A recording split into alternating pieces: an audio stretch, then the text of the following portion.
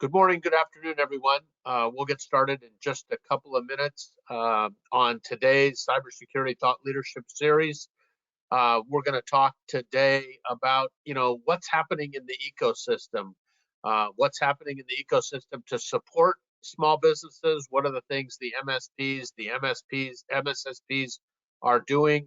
And as a small business leader, owner, investor, board member, COO, what are some of the things you ought to be thinking about? What are some of the next steps you can take, on your journey to help protect the critical data you have? So we're just waiting for a few more people to log in that registered for today's session, and then we'll go ahead and get started. Why don't we'll go to the next slide, and I'll just talk about a couple of things. First of all, as always, for those of you that have done these in the past, we've done, over 20 of these over the last year and a half. Please submit your questions in the chat box. Also, everything will be available afterwards, both on our YouTube channel, and we can have a recording that's sent out to anybody. We will have some slides that are presented today, so if you'd like copies of those slides, we can get those to you as well. And as always, our LinkedIn page, please join, please participate, please ask questions. This is all about collaboration. These are not, designed to be a Nodeware presentation or a Nodeware demonstration. This is really about helping the community of end users and the community of MSPs and MSSPs come together to help each other. We're obviously interested in the matchmaking side of that, of helping, an organization get connected with an MSP to assist them with the issues they face. So if you can do that on LinkedIn, if you want to do that with us directly, that's fine. We will provide that matchmaking capability, and we will get everybody connected, because this is all about, improving and all boats rising with the tide, with the number of compliance issues, the number of regulatory issues, the number of just general attacks that are hitting organizations each day. We want to make sure we're talking about those things, as well as giving people an opportunity to take the next step on their journey to protect their data, regardless of where they are or where they might be starting. So if we go to the next slide. On that point, we've got a partnership with 7-Figure MSP. So if you're a 7-Figure MSP member, we have the open office hours on Friday. So if you have any specific questions, please let us know, participate in that. We also have a Nodeware live demo and peer Q&A session that's coming up on the 26th. Probably one of our MSP partners will be on that as well, talking about how they support their clients, some of the things they do with the continuous monitoring capability, with the vulnerability scanning that comes out of the deep scanning capability, and the vulnerabilities that are identified and the resolutions. Those are all on those sessions. And then we have two more coming up in this in our Cybersecurity Thought Leadership Program, one with Julian Lee from Technoplanet, talking once again about the MSPs and the leaders and an effective partnership, some of the things from his perspective he's learned. And then Tony Sager is going to be joining us from the Center for Internet Security, talking about how, not only SIS-18 has evolved, but how NIST and PCI and HIPAA and some of the other frameworks have evolved, and how Nodeware fits into that, but more importantly, how all the different vendors and the different end users can work together as you're transitioning to the frameworks. So those things are up there. The last two are not yet on our website, but they will be there shortly. So you can register through our website. You can register through LinkedIn as well. We're looking forward to having those conversations. And as we get into February, we'll go back to, 2 of these a month versus 1 with the holiday and everything for January. So with that, we'll get started on today's session. We are fortunate to have Jim Esposito with us today. He has been a business development and strategic alliance executive for a couple of different firms over his professional career. He's got great insights as to not only the channel, the vendors, the stack of opportunities that are out there. as well as, you know, the issues that organizations are facing, and how you can go about, what are the questions you need to ask, how do you get started, what should you be expecting, as well as from the MSP standpoint, you know, how do you better assist, and how do you assist the organizations that desperately need help with, as I said, the compliance issues, the regulatory issues, and just the general frequency of attacks that are hitting people. The other thing before I introduce Jim and hand it off to him is, you know, we're getting questions from a lot of angel investors and board members and private equity firms that are invested in organizations. They want to know, you know, what's happening around continuous monitoring. How do they know their data is safe and secure? And what are some of the things happening in that sphere of the world, if you will? So we want to make sure we bring those topics up. If you have any questions for it, you know, please let us know. As I said, put your questions in the chat or the question box, and we'll do our best to get to every single one of them. If we don't get to all of them, we will email you back, or we'll start a dialogue on that. And then, as always, you can go into our YouTube channel and watch the recording.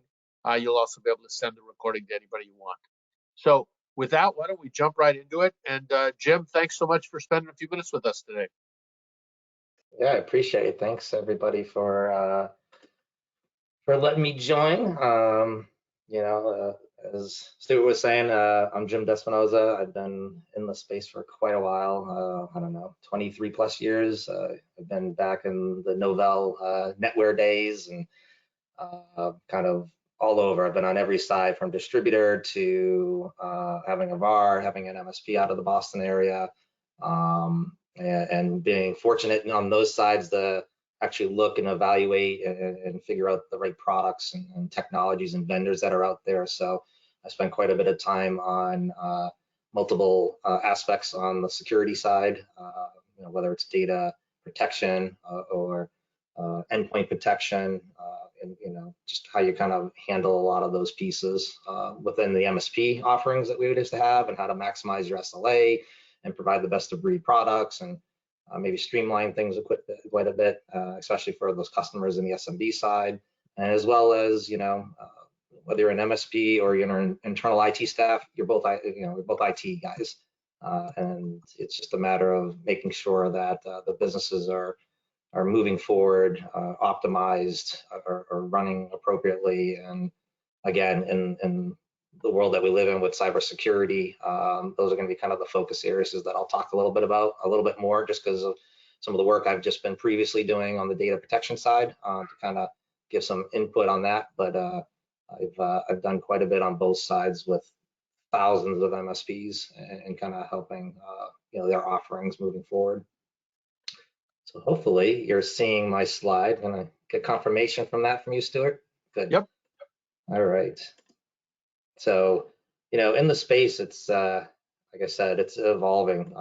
Criminal activities, you know, they're realizing that SMBs are relatively unprotected compared to enterprises, and while the payday for some of the enterprise ransomware attacks that are, you know, happening out there have been high, increasingly, like, law enforcement is getting, you know, some or all of that ransom back, but that's not the case in the SMB world.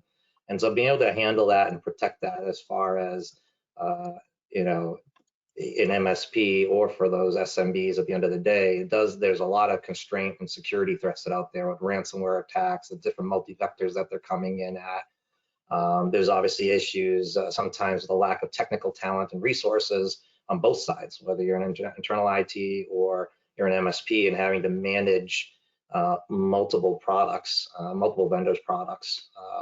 You know, you could be in the backup space and, you know, leveraging 5, 10, if not more vendors, just to kind of make sure you're addressing each one of the security products or vectors that are compromised. And then, you know, with the pandemic, you know, it's, you know, obviously we've been part of over the last 2-3 years now, that brought about more challenges. Right now we have hybrid workforces, remote workforces, people working from home, like myself. Stuart, he's obviously sitting at his house, but you know, you see this, and this opens up more complexities and other areas outside of the network for how you kind of handle those people. And so, the increasing, tech stack just gets more and more complex of, how to support that, how to support it properly.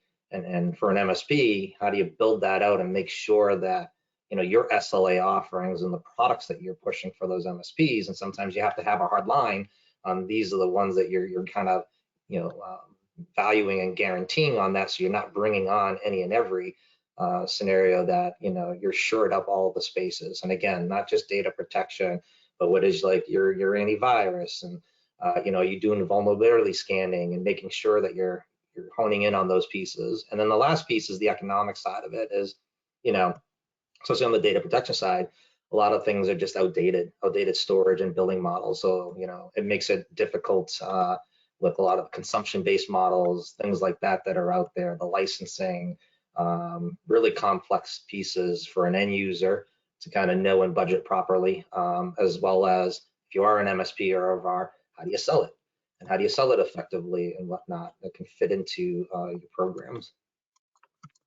So, from there, like overall though, again, the criminals have figured that out, that many smaller, businesses and those smaller attacks might be more lucrative by hitting a lot of those, especially when the defenses are weaker.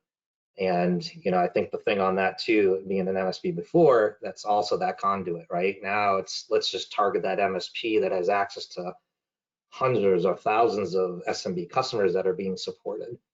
So we'll go after those guys because the payday is going to be even much greater, because now it can expand. And in some instances on the MSP side, it might look like an enterprise customer, but they're not getting the backing, like I said, from the government and things like that. So you really need to shore up.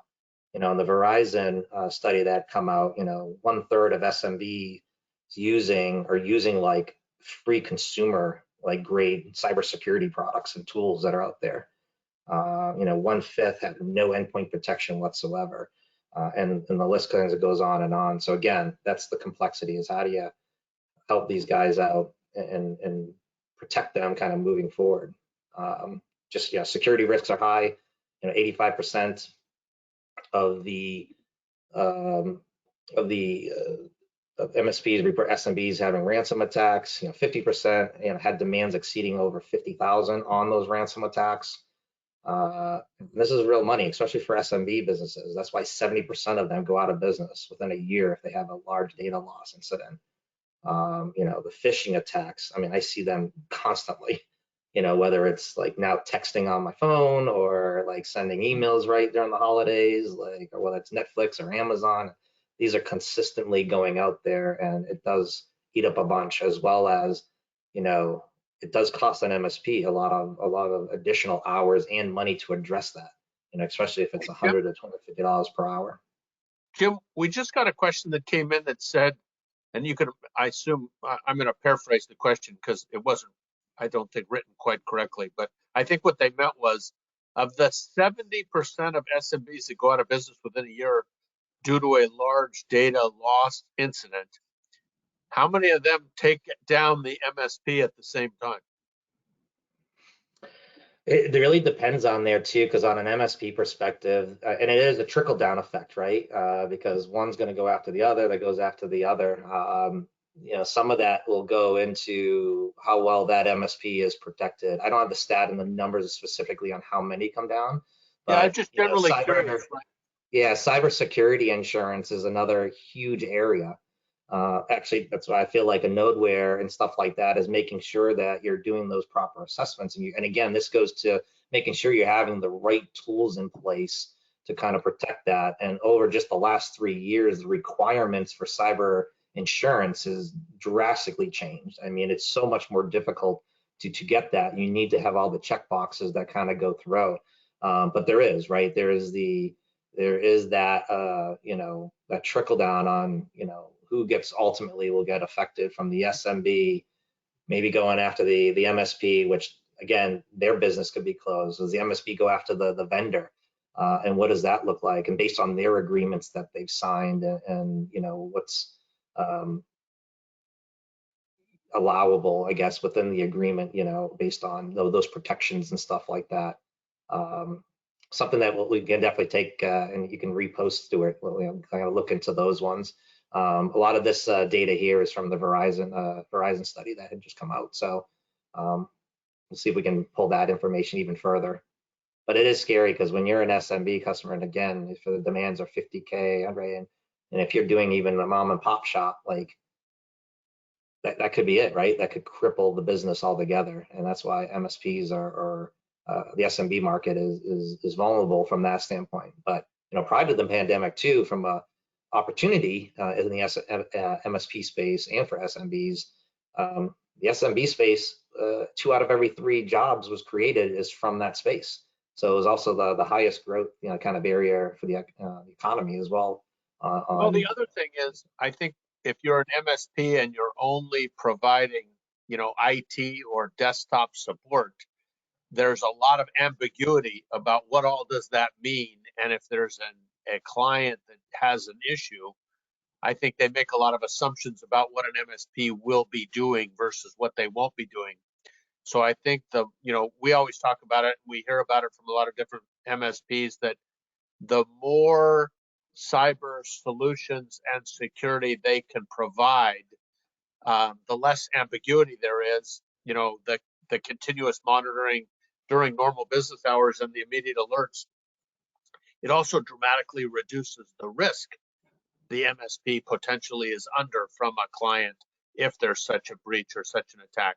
So I think that kind of fits into it as well for the MSPs that can transition more of their desktop support to, at least the first few steps, if not a significant amount of cyber solution and cyber protections. Yeah, for sure. And again, not all this is just monetary either. Like the impact on customers, your reputation, their reputation, right? It's hard to calculate like fully the full scope, but those are the other areas. There was a hospital in Georgia, I think it was, where they got breached. And just long story short, though, I mean, it was a couple $100 million business for these doctors, and they basically had to sell their practice to a hospital, right? So they're working under the hospital now, but they basically sold it for nothing just to have a spot and have a job now. And, they're making their money, but their practice and, the value of what they had built completely wiped out, right? So,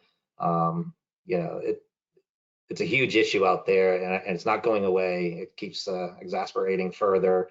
And obviously technology is what it is right now with the cyber attacks and I've been through all of them, even a couple of years ago doing the cybersecurity side for another company. And you had obviously the stuff going on with Russia and the US and the security breaches and things like that was getting exposed. So it's always moving. And it's really just an arms race and trying to figure out, how to best make sure that we're securing things up. And a lot of that goes to, again, just making sure that you have the right technologies in place across the whole stack. But on the backup side, backup has also been for a while, has been failing. You can't address hybrid environments. It can't support the new norm, that distributed workforces that I was talking about earlier. Can't, protect against evolving threats as well as that's how the space was kind of moving towards. You're seeing a lot more vendors that are, trying to hone in on that and provide kind of those pieces. The other piece of this is recovery times are unacceptable, right? Like time is money, as they say. And the hybrid workforces make restoring services more time consuming. Large scale supply chains attacks, they can take 21 days. They can turn that into like 60 days or more. Insurance makes the problem worse if you're hoping for help and to kind of go just to get that process of stuff. So even if you are, it might be too late. Again, you talk about getting breached, maybe you still survive, but the reputation, how long are you down, all those things kind of go into it. Downtime is as well as more than just files, right? It can be physical access, it can be your phone systems. It may also, down all those pieces. And then multiple backup products and distributed workforces make the problem more difficult now that we're kind of going through that. That's what we're seeing a lot more. Again, the security landscape is completely shifted. That paradigm shift has happened. it just really makes those like higher kind of backup failure rates lead to increased oversight and management, and to ensure that you can recover that data. So only 33% of files are being backed up with file level backup systems. And then paying the ransom only results in about 2/3 of the file restoration, even if you do pay for it.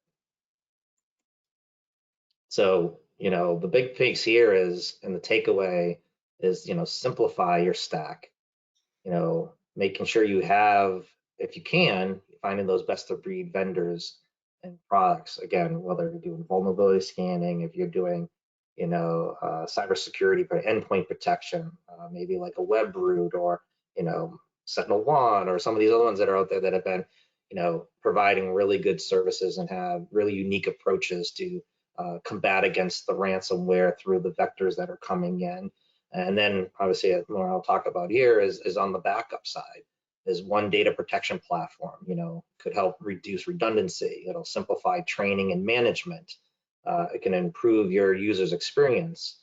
When you want to look to simplify your services, you want to focus on proven and reliable data protection services that address modern use cases today, and then standardize how they're sold and supported. And then the last piece is, simplifying your economics. A lot of people are also looking at how things are going to affect for 2023. I've seen this and have these conversations on the vendor level, at the distie level, at the MSP level, the VAR level, all the way through. And 2023, there's concerns, recession and stuff, and you need to start saltering away and making sure you're doing things in a way that you're going to be able to survive potentially that piece. So making sure again that you simplify your economics, you can reduce software administration, support and training costs, and really try to build the margins that you need so you can handle those pieces, that you can onboard and expand your business as well, bringing on new MSPs, new SMB customers. And if you are an internal IT, it's still the same thing, right? A lot of times you got to do more with less. So if you can make your life a lot easier, and just on the backup side, like, if you were able to have auto verify, you're not verifying the data, how many hours a day and how many people have to do that per day, and you can just have it done for you and automated. Or you've got certain ransomware features that are built in, that the billing models are controllable, and known and pretty flat, so you can budget more appropriately and have also the room to grow as you need to grow. Like, these are the pieces that really kind of hone in and make sure you're partnering up with the right technology partners on them. And just because I've done more recently a lot on the backup side, there are really, really good companies out there that are handling. Because in the backup world, you have endpoint backup, you've got your you got no appliance BDR, looking at more direct to cloud, maybe getting away from appliance and go to appliance less, right? Saving those costs, but having the ability to virtualize and recover quickly and when you need to, but then still have the ability, like, these are the use cases, right? Some people, you just need to have an on-premise appliance, or you want that for a really fast recovery locally as well as in the cloud. And a lot of companies I've talked to are starting to think, or they're either doing it now, or they're thinking of, like, how do I leverage public cloud and Azure and AWS? Backup of your file systems. Are you using OneDrive? Are you using Google Drive? Do you need something else that can kind of handle, so you're not only backing up, but you can collaborate and have data that's needed throughout the organization, and as well as cloud to cloud, whether it's Exchange, OneDrive, SharePoint, Office 365 for your mailing system, being able to kind of handle those. And what happens in the backup space, and this goes to the multiple vendor approach, is there's really not a lot of people that can handle all of these through a vendor. A lot of the different vendors that are out there can handle specific use cases, right? There's the data, there's the storage crafts, there's the Acronis of the world. There's a really good one. Axient is a very good one that actually handles. They're one of the few that I believe I know about that handle all of these use cases. And so it's those type of companies that are kind of forward thinking and evolutionizing what's needed, and has been building a lot of this stuff as a high growth companies and very innovative, but also with an eye on what's the next trends that are coming up, what things need to be built and addressed, and companies like Axion are some of those companies, and the Webroots of the world, and the Nodewares and stuff like that, that are handling things where you can look at things and kind of consolidate and be in a much better position. I'll give a quick example. One company here with Neil, who's the partner and CEO, called Linaire. They were managing 25 different vendors, to do their backup and other things. So because of actually they were using Axion, they were able to reduce that from 25 to 5 vendors, 80% reduction in that. They went to one platform. There's some unique offerings also within that platform, as I was mentioning, with the auto verify and the ability that actually had ransomware. There was some other, let's say, RMM solutions, and that got compromised early in, I guess, end of 2021, early 2022. They got their password management system hacked, and those MSPs were exposed where ransomware attacks were hitting it and going in to delete the data. But companies like this actually had fail safes in there with unique proprietary technology that allowed to kind of combat against those attacks, to do honeypots to kind of confuse the guys that were coming in and not presenting the data that they were thinking they were getting, as well as some additional fail safes that they have on the back end that actually maintain the data and allowed them to rehydrate the data, whether it was an external attack or maybe it was a internal employee that was either malicious or accidentally delete data. Those are the type of things on that side, being able to have all those additional components to it to really set things apart, but then be able to handle everything in the one solution. So these guys were able to kind of do that. They reduced 50% of their support tickets, 30% reduction in employee onboarding, for new clients for them from an MSP perspective. So everything got streamlined, right? And that really affects the bottom line, as well as a company, like Enacting, some of these other ones have a very flat and worry-free, I would say, cost structure, almost like one SKU, one price, here you go. So those are the things in there, is looking at like every vendor that you look at is the tech, is it different? Is it addressing a lot of the areas from an MSP perspective? Like, what's that look like internally? How's it going to help my engineers? If you're an IT staff, same thing. How's it going to help the engineers? Am I going to reduce costs here, which is great. It's not saying you're getting rid of headcount, but that also means that you don't have, and now you have more time to bring on new clients. You've got fail safes in there that are that have that protection needed. So those SMB customers are protected. Their data is protected. Even if they are attacked, they don't need to pay the ransomware. There is a way to get the data back without paying the ransomware. And that's the thing that you try to go to, whether, the front end with your endpoint protection, is how do you handle all those through? Because you don't pay if nobody paid, ransomware, then that business would die, right? It's because people pay the ransomware, and that's why you need vendors that are addressing these markets in such a way that are helping to combat against that and protect those SMB customers, which in essence in the MSP space is protecting the MSP. It's allowing the MSP to kind of hone in on much more smaller set of vendors and products, which then they become specialists from a technical standpoint internally, instead of managing multiple across. And it's just going to in turn help that SLA agreement bring on new customers, which in turn will increase revenue and profits and the economics to it. If we just go back to that for a second, there's a little bit of, there's two ends of the spectrum, right? You've got the large MSP that might have, way too many things in their technology stack, and they got to figure out how they sort that down. To Neil's quote, right? It reminds me, there was a global Fortune 100 CISO that was part of the CISO coalition when I was the CEO there. And they would say, I would tell my vendors, don't bring me a solution that doesn't replace at least 3 of the things I already have, because I got way too many things today. So make sure your solution eliminates 3 others. So I guess one of the questions for the large MSP that might have too many things, what are a couple of steps you might suggest to get them to look at consolidating and simplifying? And then on the other end, the small MSP that needs to get into the cybersecurity solutions, how do they pick up a couple of things to get started? And, is that multi-factor? Is that email configuration? Is that continuous monitoring? What are the couple of things that they do to get started kind of at the two ends of the spectrum? Yeah, I mean, if you're starting out, I mean, the one thing I would say, obviously, there's solutions, from an RMM or PSA perspective, that's going to help the overall business and how you're managing your clients, right? Instead of just individually ad hoc. So if you do spend the time, you spend the investment, you put that in there.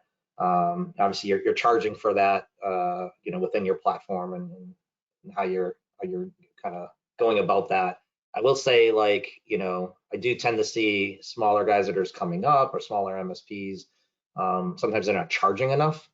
They're just picking up clients, obviously, to kind of fill clients. And that's what happens. It's like, let's say, previously a lot of work with WebRoot, you would have guys that would be coming to the table and they're managing Semantic and McAfee, and they've got, you know, Unitrans, they've got WebRoot, and they've got Viper, and because some of them is just what the customer's bringing, right? And it's like, okay, I'll take you on, and now I've got to figure out and manage. That's how you get yourself caught with multiple vendors. So I think the ones that out of the gate that can already kind of, set the expectations. I think expectation setting is huge on that. I don't care if it's in this or me coaching my fifth grader team, right? And making sure the parents stay on their side of the sidelines. Like, you start the season off, this is what it is, this is how we're doing it, this is why, this is, the SLA, these are the products that I'm kind of backing, guaranteeing. So if you can do that out of the gate as you're starting, and then bring on, the other solutions that are going to help you grow with the RMM side, I think products like the Nodeware piece, obviously you want to have antivirus, anti-malware, and then data protection. I mean, again, cybersecurity, endpoint protection, and data protection, probably the two main pieces, right, that will cripple a company or an MSP. So if you can do that out of the gate, that's good. Also, the price points is making sure that you're adhering to those. I'd say those that are probably selling, if they're doing a package at standard package at, let's say, $75 a person, as opposed to some of the larger enterprise MSPs. The more successful ones seem to be in the 125 to 150. So it's just aligning those pieces there. On the larger ones, again, there are a lot of, even the large MSPs, their customers are still SMBs, right? They're still servicing. I've got one guy, he's an MSP, he's got over 25,000 endpoints, and literally all they do is automotive dealerships. That's it, like 50 seats or less.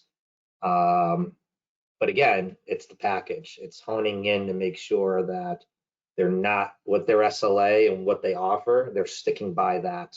And then this is the technology that they've vetted out to kind of do that. One of the other areas that I'm seeing too is MSPs that are getting acquired from private equity firms. And I've actually most recently have been helping to work through some of those at a larger scale through those private equity guys. And how does that affect the conglomerate and the kind of peer groups that they're kind of building out to look at their cost structures? What are their margins? How much are they making on that? Is there a better opportunity and deal to collaboratively come together and work on better agreements together?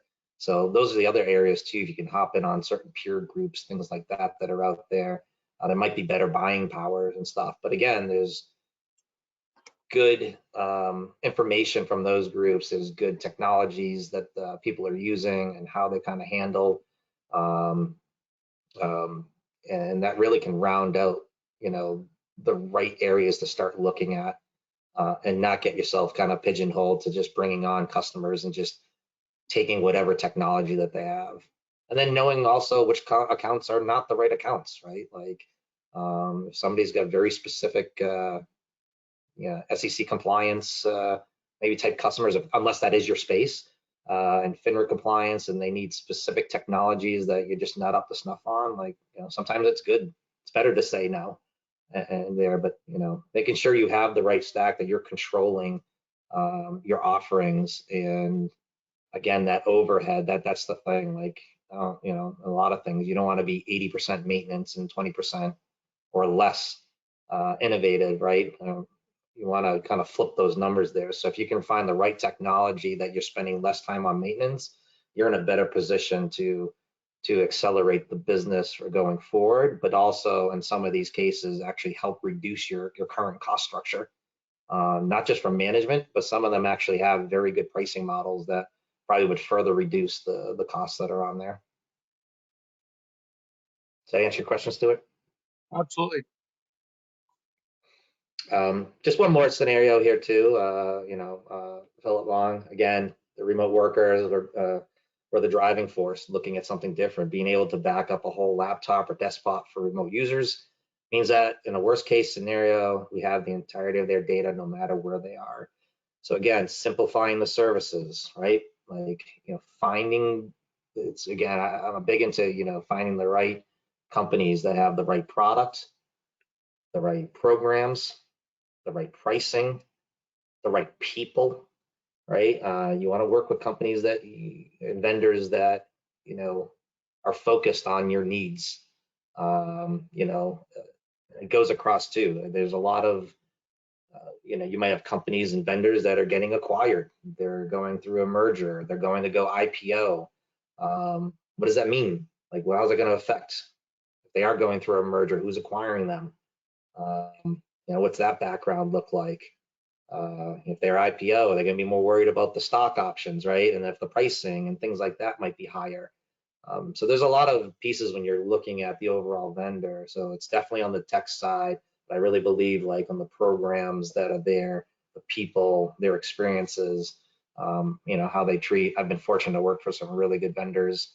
And some of that is a lot of people like myself that have come in there come from this side of the house as well. So there's a different, you know, focus and view to make sure that it's specifically, you know, geared towards helping this market.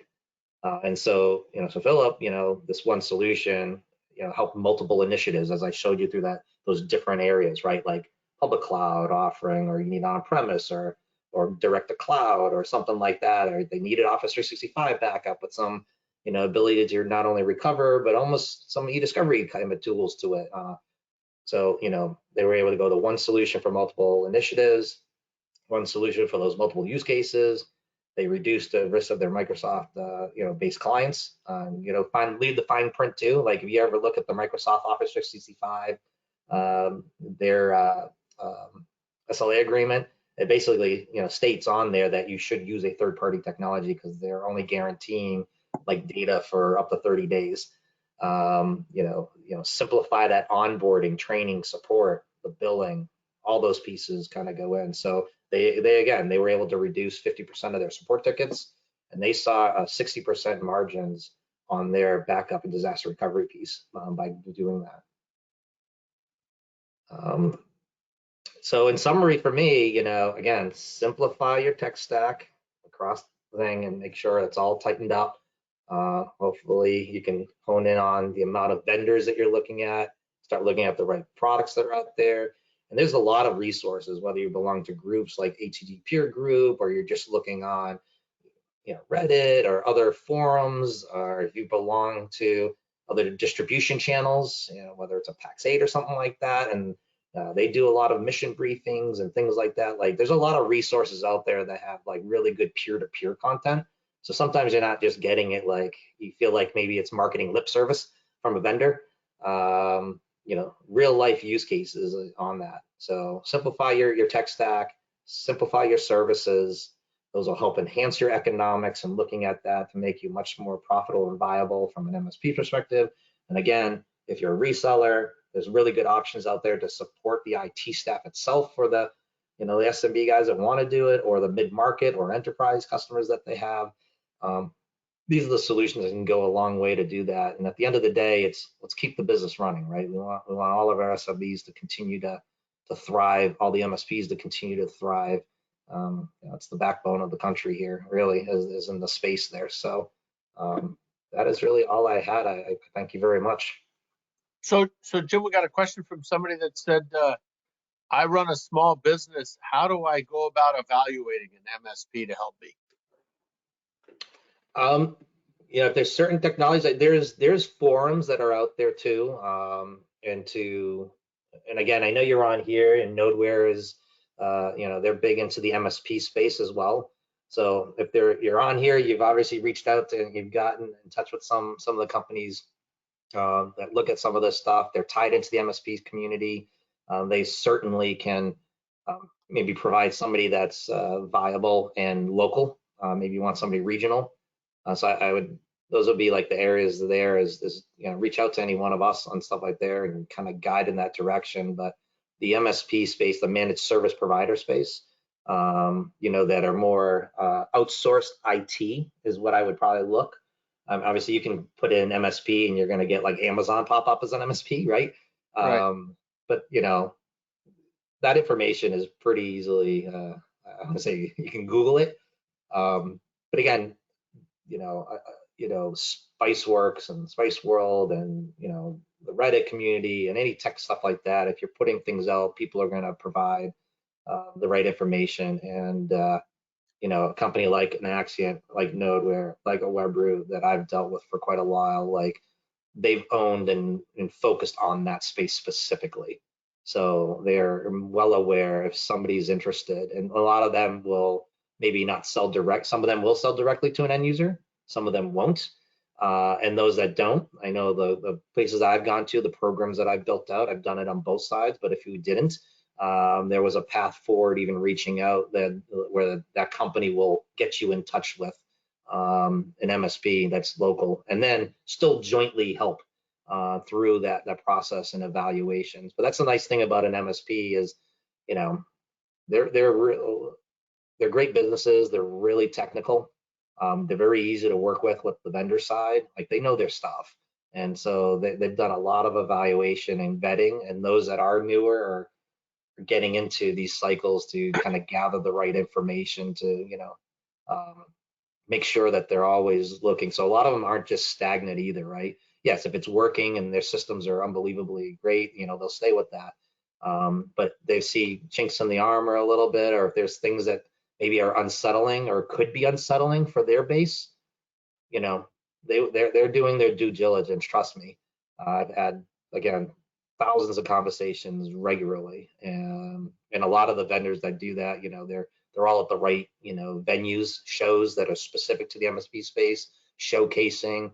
So these guys, you know, outside of just managing an SMB or a local business, you know, infrastructure for you, they do a lot of that stuff on the back end. They're consistently paying money themselves out of pocket to be part of these peer groups, to go to these shows, to make sure they're being up to date on the latest and greatest, like, you know, technology that's out there, and something that they should be looking into and evaluating.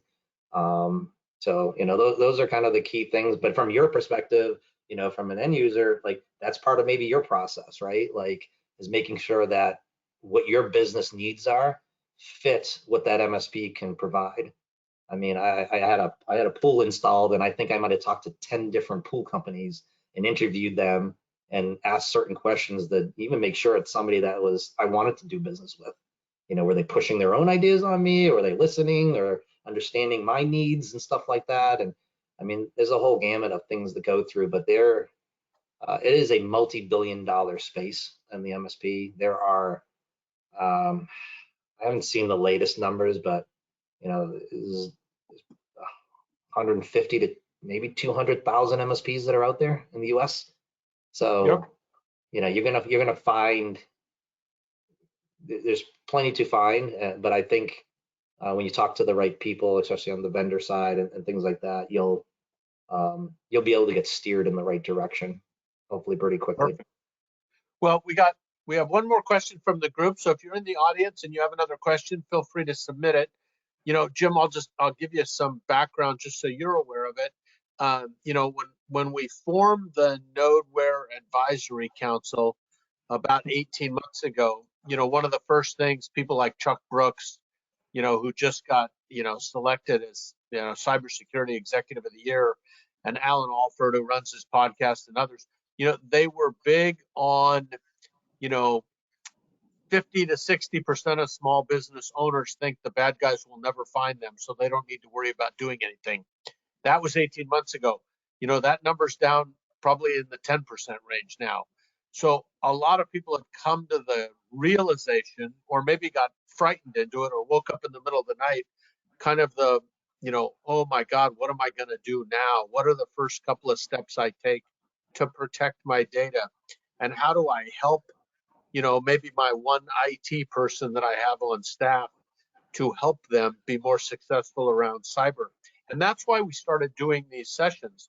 They were designed to be public service announcements to make, you know, end users aware of what was out there, how they could take a couple of steps, what they could do, and most importantly, how do we match them up with one of our partners who has the ability to help them? Because we're all about, you know, we sell through distribution and through our MSP partners. That's how we go to market, and it's all about helping the MSPs and the MSSPs support their clients, find new clients. That's one of the reasons why we give our MSP partners um, these custom registration links.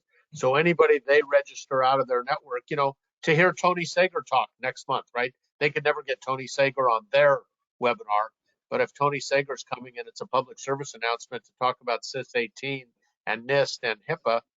You know, he's one of the, you know, world-renowned cyber fiber framework guys. We give our partners those registration lists from their outreach. So, Yep. you know, we're about educating the end user. Once again, the CEOs, the presidents, the COOs, the IT folks, as well as the board members, investors, angel investors, about how do you take the next step, and then connecting them with one of our partners that have the ability to do that for us. So that's really been our focus on this. And that's why we continue to do these the way we've done them. So Yeah, no, it's a great venue. It's good to talk about it. I love talking more thought leadership anyways. And one of the things I didn't even bring up, cybersecurity training. These are the other things too. Like we talk more on the product and shoring up there, and then obviously having those right products that you can do cyber, insurance and things like that. But you still have to train and make people aware, as you're saying, even the end users, whether you're that company that's using an MSP, or an MSP should have those offerings that they're putting out there. The companies, even on the vendor side, I do, like our IT guys, send out, phishing internal things to see how many people are clicking on this, because those are the other areas of making sure people understand. I mean, I do it for my family.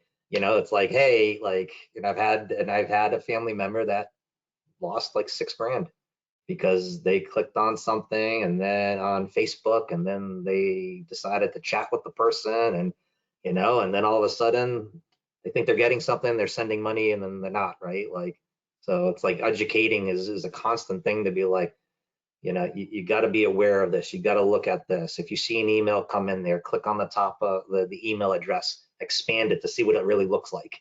Do a lot of people do that, right? Like to make sure that this is really coming from Apple, and other the things. So those are the other pieces. So this is a great venue for that, just to be aware of. This is what I'm seeing and what people have been seeing in the MSP and talking about, and some of those top priorities that they're investing in. But training and being aware on all this stuff, it's not going anywhere. So the more stuff that you can kind of hit those areas, the better protected your customers are going to be. At the end of the day, you're going to be a better MSP for it, and you're going to be much more successful. well, I think, you know, you hit it at the very front. If 70% of those small businesses that get breached go out of business, right? Coming out of that, it's all about how do you stay out of that? You know, that's the piece of the pie you want to stay out of, is you don't want to Yep. get breached. And what are a couple of, either what are the next few steps you need to take on your journey, once again, to better protect your critical data? That really becomes the key. And how do you find a partner that helps you better protect that data? For sure.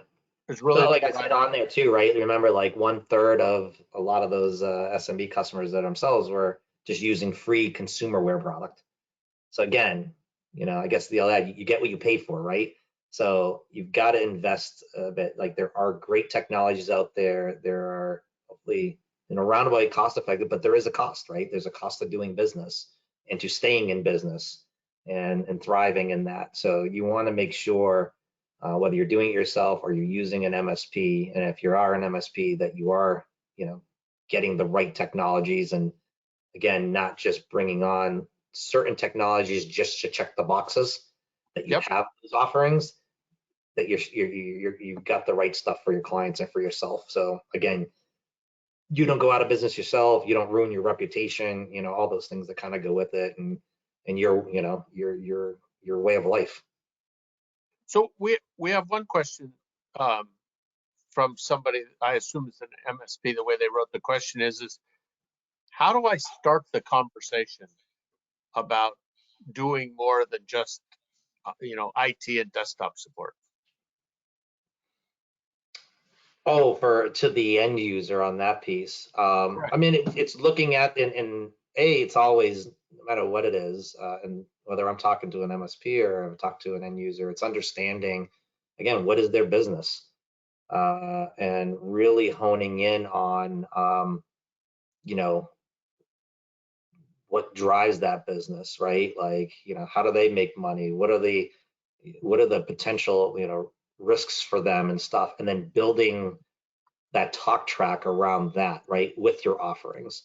So it's, full monitoring. Are you doing help desk services? Okay, well, we've got antivirus that we can put on this. We've got endpoint, and then the larger MSPs that are growing. I mean, those guys are investing even more. They're building out like NOC services and SIM solutions, event monitoring and management stuff, right? Like they're going after even a further marketplace, and certain end user customers. So it's really looking at those components. There is I had did one recently through another distributor called D&H, but I partnered up with a company called Chartech, and they do a lot of training. So the one that we were in there, it was great. It was a boot camp. It literally walked through exactly how to go about have these conversations, actually how to figure out the financial aspect too, because those are some of the other things too, and looking not only how to approach it and sell effectively to the customer. How do you bring on, if you're an MSP, how do you bring on more employees? How do you price your product right? So it's also covering the cost of this headcount and commissions and all this stuff. So that's another, an avenue. Is those type of services that are out there to really hone in and do some of those type of boot camp things. And again, just like going to school or anything, you got to pay something, but the value you'll get out of that will expand things, even further. So that would be something that would be another good vendor and company and resource that's out there, that's doing things kind of the right way as well. Well, as an example, we partner with a risk assessment firm, Security Studio, and with the APIs of Nodeware, you can set up a vulnerability management scan. You can identify all of the devices that are vulnerable, and through the API, it immediately drops into their risk assessment, and now you get a holistic risk management view of your organization through them, where we provide a piece of that, obviously through the API. And that's saving, MSPs that are doing that, it's saving them an hour and 15 minutes, hour and 30 minutes per scan because of the ease of setup and the API that drops into their assessment versus, the setting up a monthly or quarterly scan, running it, getting the output, exporting the output, manually putting it into the assessment or spreadsheet, and then putting it into an executive report that you can show the client. It's a couple of hours savings per assessment per time it's run. And that's been a huge savings to a lot of our MSP partners. Yeah, So, I agree with that. The reporting capabilities, and again, this goes to the vetting process. And each one of the vendors that I've just left, again, it's not just the technology, it's the whole program. And most of the ones that will do it and do it right, have that ability. They have great technology, and you hope that it's more like the Ron Popeil set it and forget it, because that's a huge value to your bottom line as an MSP. But they also have very good reporting capabilities that you're able to provide your end users the value of what you're going to provide them and how you're protecting on these various things or how the product works. But additionally to that, they should all have good training programs, marketing programs. Most of them, like I said, the ones that I've come, building out that profile and how to sell, right? Like here's the competitive landscape as well, right? Like from company to company. Here's all the vendors in this space. This is what this does, this does, this does. This is how to position this appropriately. If you come across somebody that's using a different product than what you maybe want to push and show them. So how do you handle those objections and things like that? So those are the other things when you're looking at vendors that are out there is, again, that they have a complete offering. The technology works, they've got the right people that are there to help you.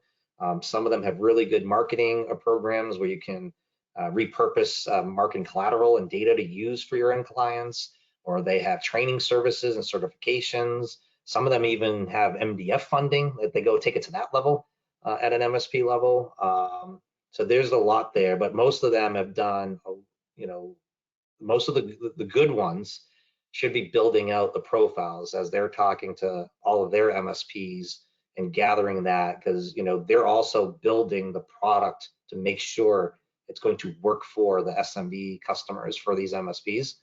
And so that profile and all that work kind of goes into it. And just from a vendor perspective, like they're invested into the MSPs. Like as long as the MSP is staying in business, they're using the product and they're growing as the business, right? Like a true vendor wants to see the MSP grow.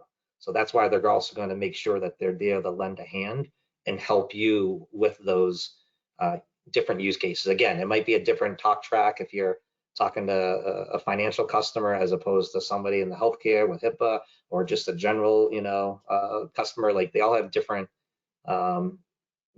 thoughts and approaches to it. But that's where the vendor should be helping you as the MSP out and helping you, figure out, those pieces. But there are those external ones, like I just mentioned, like ChartTech and stuff. They specifically do trainings for MSPs and stuff like that. And I'd sat in it for a 2-day one that D&H did for some of their top partners. They paid for it and brought those partners in. It's great. Like again, distribution all the way through. It's a lot of these vendors work together. Certain vendors that are really good, one might be a backup vendor, but they're working with endpoint protection vendor, or working with like an IGI, right? And the Nodeware side, and collaborating together. Like those are great technical alliances and partnerships that are happening in the space. So these guys are also coming together.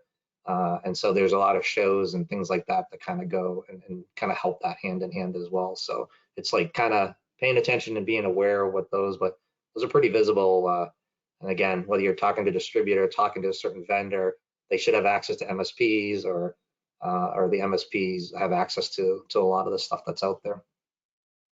Well, one of our new colleagues, Matthew, always likes to talk about if you're the end user and you're not taking, cybersecurity seriously, you're just taking on undue risk. And if you're an MSP that's only providing IT support and you're not providing security solutions for your clients, you're taking on undue liability that's coming your way because the client always thinks you're doing more than you are. So that clarity and that taking it seriously are critically important.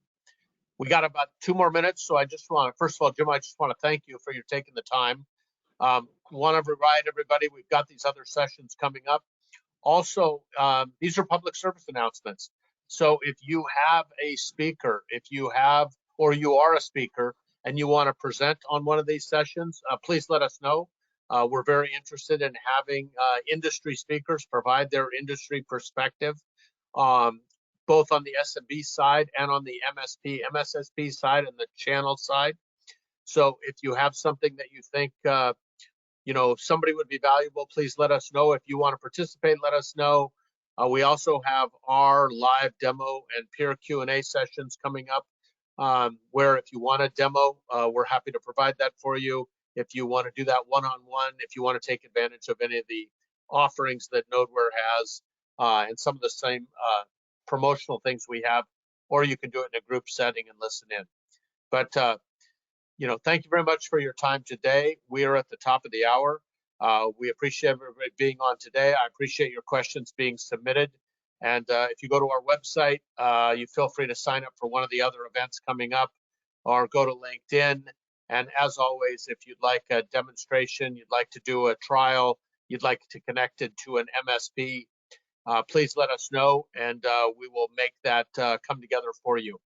So thanks so much. Everybody have a great day, and we'll see you on our next session.